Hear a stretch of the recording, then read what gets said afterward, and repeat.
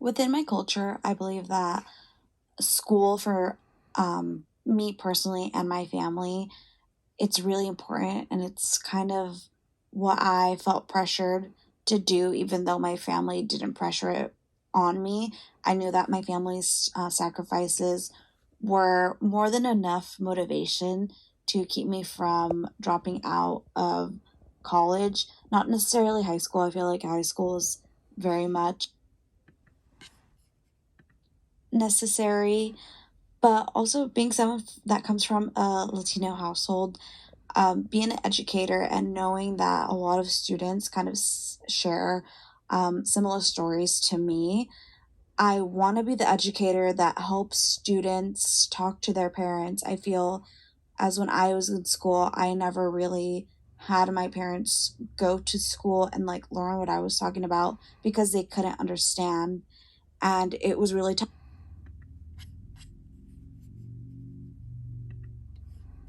And I also want students to know that they're going to have material that's going to relate to them within all ethnicities and with all cultures because we lack representation in school. And that's really something that,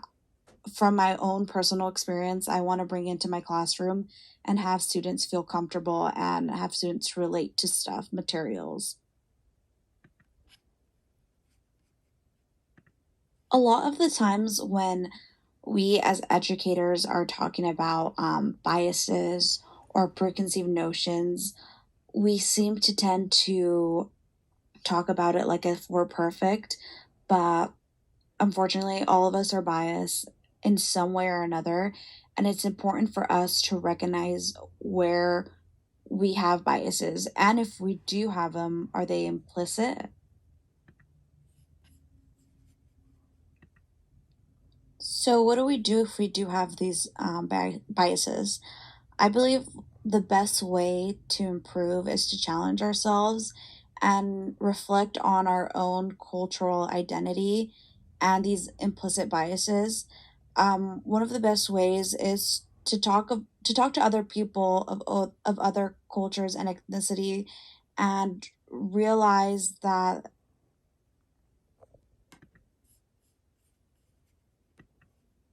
to realize that not everyone is perfect and we're all at s- we're all vulnerable to different types of biases, but the way we react and the way we challenge it is by improving and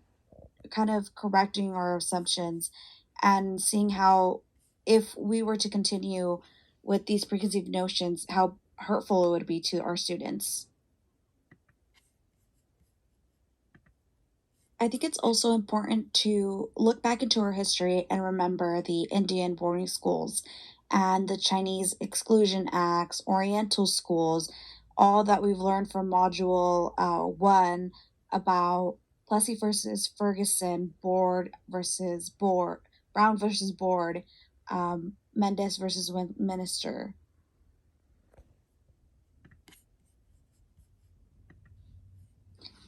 And as we look back into the history of how hurtful racism and segregation was, we need to remember that it still ties into how educational opportunity is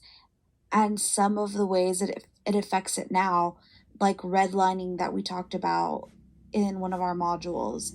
and how it's still seen in a lot of towns today.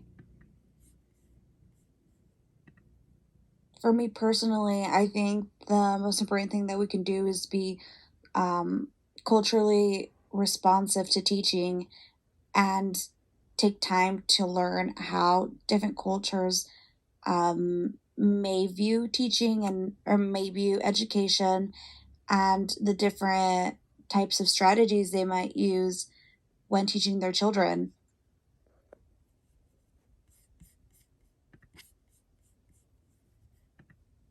but also including students' prior knowledge and making teaching fun and incorporating popular culture into it will help not only you connect to your students, but have your students trust you and share their own experiences and maybe their own stories, which is really important.